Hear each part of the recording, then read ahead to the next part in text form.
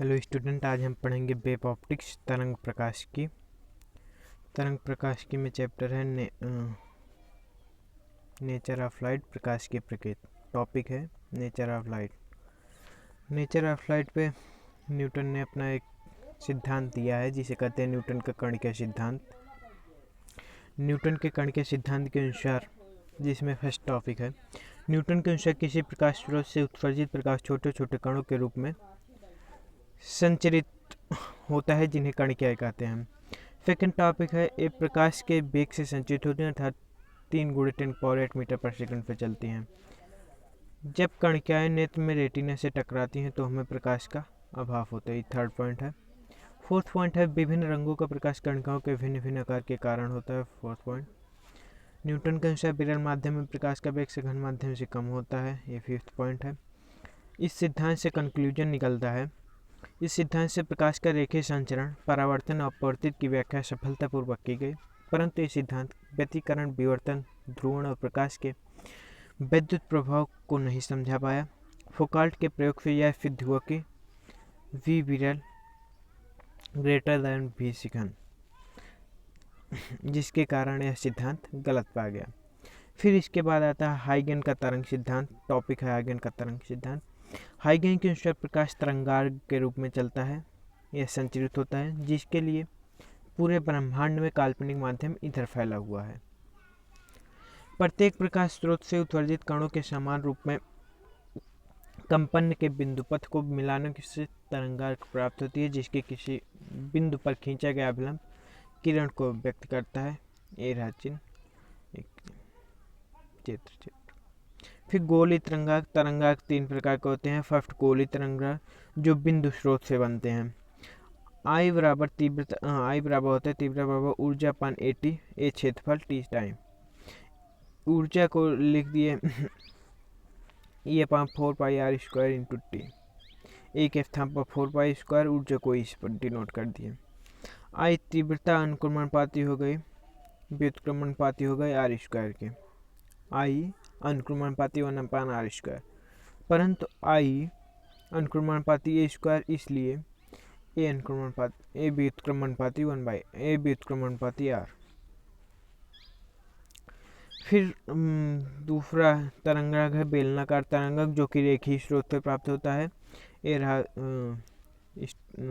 चित्र। And I बराबर तीव्रता बराबर होता है ऊर्जा अपान 80, E अपान 2πrh, बेलन का क्षेत्रफल 2πrh होता है, इंटू टी टाइम। यहाँ से प्राप्त हुआ तीव्रता व्युत्क्रमणपाती r, परंतु आई अनुक्रमणपाती a², तुलना से ए अनुक्रमणपाती 1/√r। फिर थर्ड तरंगाग्र समतल तरंगाग्र, जो कि अनंत पर स्रोत से बनता है।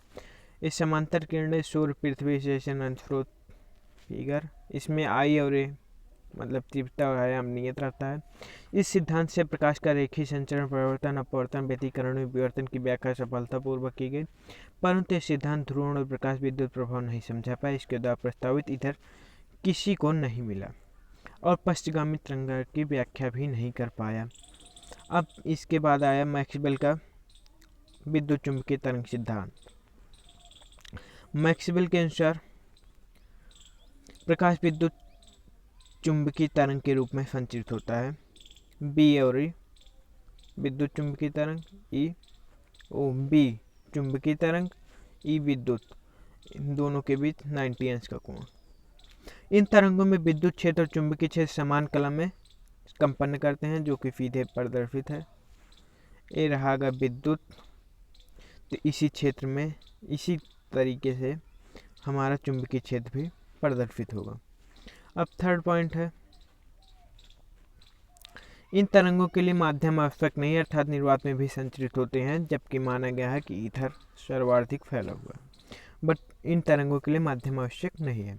ये तरंगे अनुप्रस्थ प्रकृति की होती हैं। ये तरंगे अनुप्रस्थ प्रकृति की होती हैं, जिसके कारण इन्हें ध्रुवित कर सकते हैं। फिर इन तरंगों का प्रायोगिक सत्यापन हर्ष ने किया। इन तरंगों में वैद्युत क्षेत्र चुंबकीय क्षेत्र की तुलना में अधिक प्रभावी होता है। फिर बात आती है, ये तरंगे प्रकाश के वेग से संचरित होती हैं।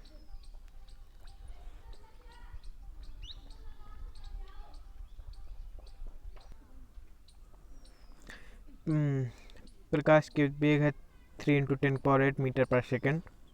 c बराबर E/b, जहाँ पे E बी विद्युत चुंबकीय, ई विद्युत है, बी चुंबकीय। प्रकाश की फिर बात आती है प्रकाश की तीव्रता। I बराबर ऊर्जा अपान AT, ऊर्जा अपान AT फिर equal to 2π² n² delta V।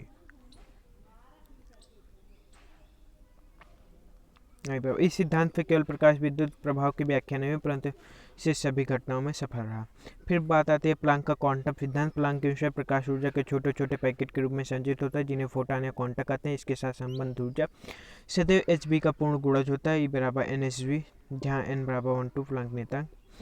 Planck नियतांक का मान है 6.6 × 10⁻34 जूल सेकेंड। v बराबर c/λ, जहाँ पे भी आवृत्ति है, विराम द्रव्यमान शून्य, प्रभावित द्रव्यमान E बराबर mc² बराबर hν, m बराबर hν/c² से ज्ञात करेंगे। यहाँ पे आप देख लीजिएगा E और B हमें थोड़ा अभी इस समय नहीं याद आ रहा है, आप देख लीजिएगा। फिर बात आती है संवेग P बराबर h/λ।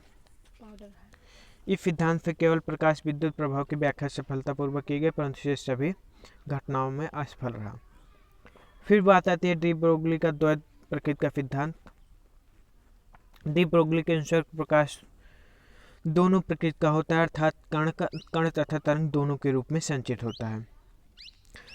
कणी प्रकृति से प्रकाश विद्युत प्रभाव, तरंग प्रकृति से सभी घटनाएं समझाई जाती हैं। फिर एक क्वेश्चन हम सॉल्व करते हैं जो कि JEE में 2013 में आया है। विद्युत चुंबकीय तरंग में किसी क्षण विद्युत चुंबकीय क्षेत्र का परिमाण 20 नैनो टेस्ला है, तो विद्युत क्षेत्र का परिमाण ज्ञात करो। हमने अभी फार्मूला पढ़ा φ बराबर E/b। E बराबर हो गया c × b, c का मान 3 × 10⁸, b दिया हमारा 20 नैनो टेस्ला। E बराबर 60 × 10⁸, 6 × 10⁹ नैनो टेस्ला आ गया। E बराबर या फिर 6 × 10⁹ नैनो टेस्ला लिख दें, या 6 वोल्ट पर मीटर या न्यूटन पर कूलम। फिर हमारा नेक्स्ट क्वेश्चन है जो कि JEE में 2003 में आया है, 2003 में। 60 वाट के बल्ब से 6600 एंगस्ट्रॉम तरंगदैर्घ्य का एक वर्णी प्रकाश उत्सर्जित हो रहा है, तो प्रति सेकंड उत्सर्जित फोटॉनों की संख्या ज्ञात करो। E बराबर nhv होता है, E/t दोनों पक्षों में t से भाग देने पर E/t बराबर n/t × s × c/λ। E/t आ गया हमारा p बराबर n/t h × c/λ। p हमें दिया है, p हमारा दिया है 60 वाट, शक्ति हमें दी है 60 वाट। 60 बराबर n/t × h का मान रखते हैं 6.6 × 10⁻34। c का मान है 3 × 10⁸, और बाकी लेमडा दिया 6600, उसको हम मीटर में बदलेंगे, 10⁻10 से मल्टीप्लाई कर देते हैं। सॉल्व करने पर n/t = 2 × 10⁻20 फोटॉन आता है। और हम यह एक सीधे फार्मूले ज्ञात कर सकते हैं, जो हम यहाँ पे hc का मान रख करके हम एक सीधे फार्मूला प्राप्त कर सकते हैं, n = 5 × 10⁻24 × p λ।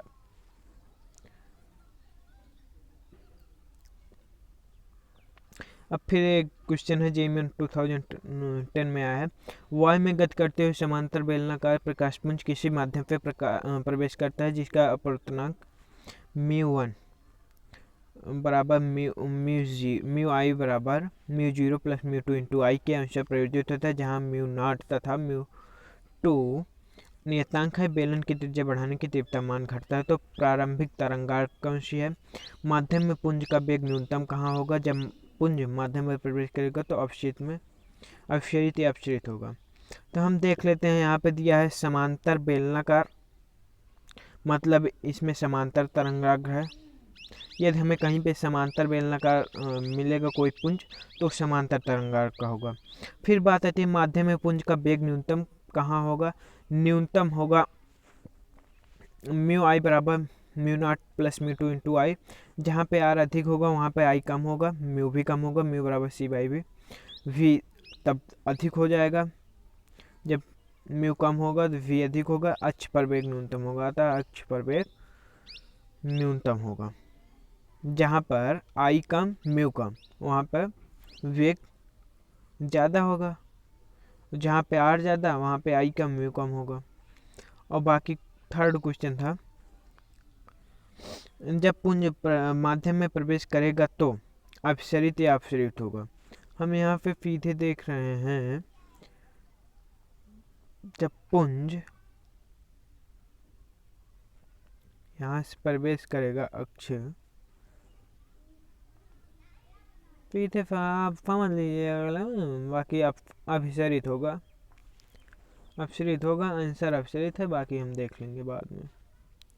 चैनल को सब्सक्राइब करना ना भूलें, लाइक शेयर